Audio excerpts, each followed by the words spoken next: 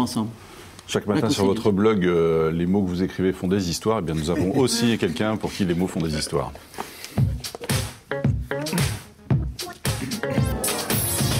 Quels mots aujourd'hui font quelle histoire? Des mots qui font des histoires et qui pourraient commencer comme ça. C'est bien commode d'être à la mode quand on est blog du curé. Oui, j'ai osé. Mais il faut dire que c'était tentant. Il faut dire qu'un blog de curé n'est pas affaire courante. Bien souvent, quand on pense église et religion, on pense archaïsme dépassé, on voit de vieux manuscrits poussiéreux. Et pourtant, quelle belle initiative que ce blog et ces livres. J'imagine qu'il vous a fallu de l'audace, du courage, pour voir que par la magie d'Internet, l'ordinateur peut, à sa façon, être aussi un livre de méditation et de prière, comme on le disait tout à l'heure. Oui, à vous lire, on vous sent convaincu que Dieu a besoin que les outils de notre temps parlent aussi de lui. Quels que soient les moyens de communication, bibliques, informatiques, qu'importe. On pourrait dire que vous avez le rite dans la peau. Je dirais même mieux, vous avez le feu au culte. Vous vivez vous vivez à Dieu 100 à l'heure, pardon. Ah oui. Il n'y a qu'à vous lire pour se rendre compte que vous êtes curieux de tout, ouvert sur le monde.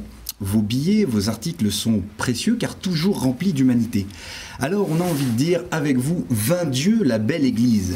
20 dieux au sens d'un dieu quelque part au-dessus de nos têtes qui serait une sorte d'alambic géante qui distillerait la bonne parole et nous enverrait l'esprit de vin divin pour nous purifier, comme la clairette de Dieu, du Saint-Émilion, la chartreuse ou d'autres spiritueux, bref, autant de petites douceurs qui rendent la vie meilleure. Tout ça pour vous dire qu'à vous lire, on sent que vous avez le feu sacré. Avoir le feu sacré, c'est l'expression du jour pour désigner le fait d'être enthousiaste. D'où elle vient cette expression? Voici 3 explications vraies de vraies, à peine inventées. À vous de retrouver la véritable. C'est la partie interactive de cette chronique.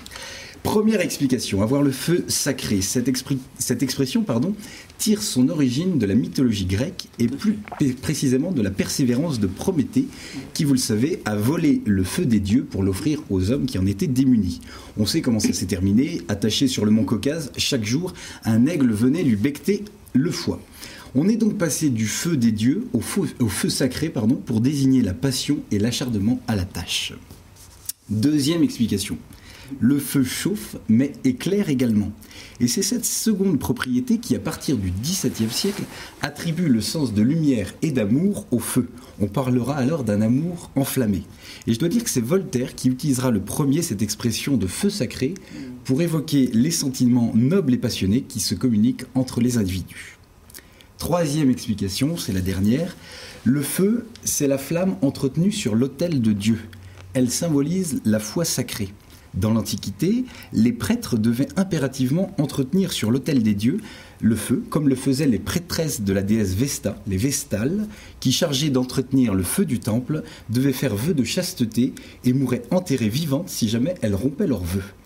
3 explications, à votre avis, laquelle est la première? Laquelle est la première? Laquelle est la vraie? Donc c'est donc la première. Méfiez-vous. Vous aviez l'air d'acquiescer sur la première en tout cas. Je pensais que la première pouvait être bonne, mais quand j'ai entendu les 2 autres, je me suis dit, c'est pas mal. Mais il faut se méfier parce qu'il nous fait une compile en général des 3. Voilà, donc, peut-être ça demande réflexion? Oui, ça demande peut-être réflexion. On va marquer, enfin pas marquer une pause, on va écouter les titres du journal d'abord.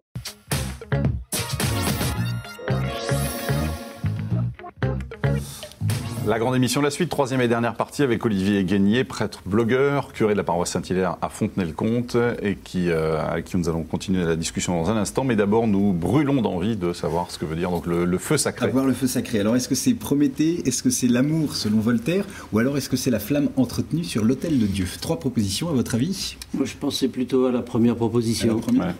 Catherine? Quand t'es candide, dirait Voltaire. Bon, moi, faut que je vous dise que j'ai eu un mot par ma maman qui m'a dit que ça fait plus de 10 semaines que je participe à cette émission et que j'ai jamais trouvé la bonne réponse. La pression est grande. Autant dire qu'il n'y a aucun trucage. Donc, je vais voter pour la 2. Moi, je vais dire les 3. Eh bien, madame, vous pouvez être fière de votre famille. Ah oui, ça y est. C'est Voltaire et c'est aussi la flamme entretenue sur l'autel de Dieu. Je reviendrai en 11e semaine. On est au-dessus de tout. Les voix du Seigneur sont interconnectables. Et Olivier Guénier est un prêtre, navigateur en web infatigable, qui, à bord de son arche de Noé, le nom de votre blog, nous rappelle que nous sommes tous embarqués sur le même bateau. Il nous invite à surfer, à naviguer sur la toile. Surfer, naviguer, arche, que des beaux mots empruntés à la mer pour nous donner le goût du voyage, des rencontres, des échanges et du partage. Car oui, avec lui, on s'aperçoit combien l'outil informatique peut aider à rapprocher les hommes et éviter de faire de nous des gens du verrouillage dont les cartes ne seraient ni routières ni postales, mais seulement grises, bleues, oranges, vermeilles, de fidélité ou d'identité. Avec ce blogueur des clochers, la navigation est dense et riche. On sent que le capitaine a foi en ses passagers et soif d'échange. Il est branché sur le monde, baliseur des peuples et des cultures. Dans son blog, on trouvera aussi bien un article du Monde qu'un passage de l'Évangile ou un extrait de pièce de théâtre. Face aux tempêtes et aux noirceurs du monde, l'Arche de Guénier nous aide vraiment à tenir la barre en se jouant des vagues et nous amène vers des océans plus pacifiques. Alors, notre Père qui est connecté, que ton blog soit visité, que la Wi-Fi fonctionne sur la terre comme au ciel, donne-nous notre mail quotidien, pardonne-nous nos trolls comme nous pardonnons à ceux qui nous ont floudés et ne nous soumets pas à tous les cookies, mais délivre-nous des spams, amène-nous avec toi. Pas mal, très bien. Surprenant. Surprenant. Mais au début de cette émission, Jérôme a fait une réflexion, une allusion à la poésie. Oui. Vous aimez la poésie. Oui, oui. Et ça m'a évoqué en vous écoutant Giono qui disait que le poète est un professeur d'espérance. Et je crois que je vais vous prendre comme adjoint pour le blog parce que